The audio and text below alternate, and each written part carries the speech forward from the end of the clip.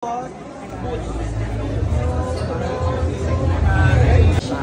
atake sa bawat category na ginagawa mo. So, mahirap. Kasi sa 25 years, dapat na I tried. At nagagawa niyo po yan dahil lahat po ng mga ginagampanan niyo, lagi po namin kinakapitan because you're very effective. One. Ano ma? Message tayo. Bigyan mo ako. Respond eh. Sige po. Malabas ka pa din. Mga ka-freshness. Hello po. Ay, hello po. Tada! Yes naman, I love the intro. So, anong vibe mo today lang? Ang vibe ko today ay bakery vibe. Sobrang pawis sa mawis, sobrang init, naka-coat tayo ngayon, pero laban lang kasi sobra akong na-happy dahil yung mga ganitong klase ng mga events talaga. Ang sarap makita na nandito yung mga iniidolo nating artista, yung mga madalas nating nakakasama na mga friends from the press, ganyan, at yung mga officers ng PMNC. And of course, nandito kayo ang trabaho. Congratulations sa nomination mo, ha? Naku, oo, I am nominated as the best, yung pinaka-best pa-west of the night. Oo. Best pa-west. Hindi wala ako nomination. Ano ba? Hindi ako nominado ngayon dito. Hindi ba? Sige. O sige, ano ang OPM song na mag-describe sa'yo tonight? Tonight, ang OPM song na mag-describe sa akin ay kanta ni Maymay Entrata na binigyan ng version ni Enzo Almario. Ito ang title niya ay Kakayanin Kaya. Ba't kakayanin? Kaya ko pa ba o himatayin natin sa init? Sa init! Sa init, o. Gaya ng pinangako, ang red Dito po, carpet smile, ready, 1, 2. Awards for TV ay talaga namang star-studded, di ba, partner? Grabe, talagang nagkikinangan sila dito sa ating Sa red carpet, hindi ako pwedeng magkamali dahil isa po sa mga nagturo po sa akin kung paano ginagawa yung trabaho ito ay nasa aking tabi mo, the King of Top po.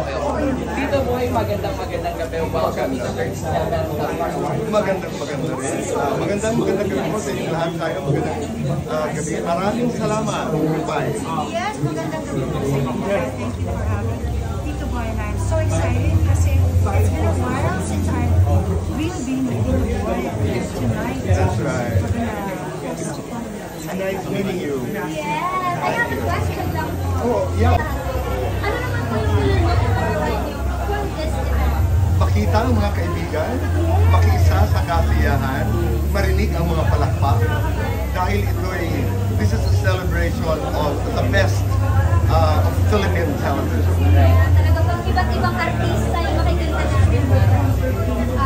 Tama yung sinabi ni Tito Boy. Pwede tayo kumanta. Ay, pwede rin. At sumaya. Come on, sir! Bakit? Diba?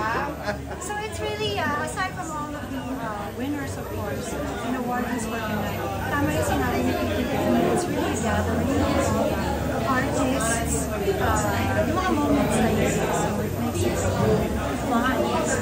It's nice to be with your community. Right. Ano to tayo. Totoo. Opo. Kanina po, nakapanayong po namin dito sa red carpet, sila Tita Boots Anson Roa, Miss Cherry Pie Picache, at napakarami pong mga OGs kung tawagin natin sa industriya. Now it's 2025. Siyempre, as the concert queen of the Philippine entertainment, at siyempre the king of talk, kapag suba may mga ganitong gathering, award-giving party po, same feeling kayo po, yung nararamdaman ninyo. Kasi gabi-sanay naman kayo tumatanggap ng mga trofeo.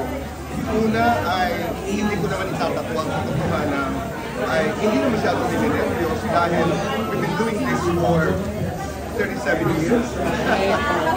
Pero nakaka-excite po. Alam mo, pag nananalo ko kayo, you never get used to that feeling. You know, you still feel syempre, excited, happy. Pero kanina si Dito Boots, sila, huwag na lang si Pai kasi kasakayan natin yan. But kanina sa elevator, nakasabay ko si Loretta, I saw Anthony Lazo. It feels Sa Greece, grabe.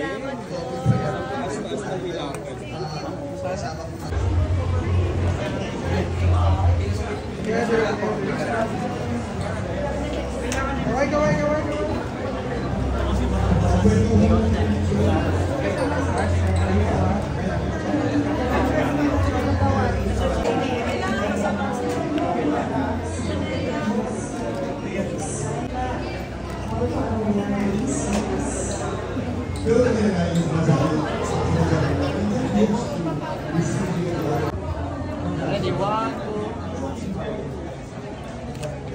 Pagka-okay ko to. One more.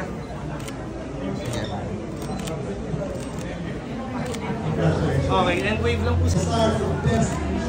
Pwede pa tayo. Okay, next.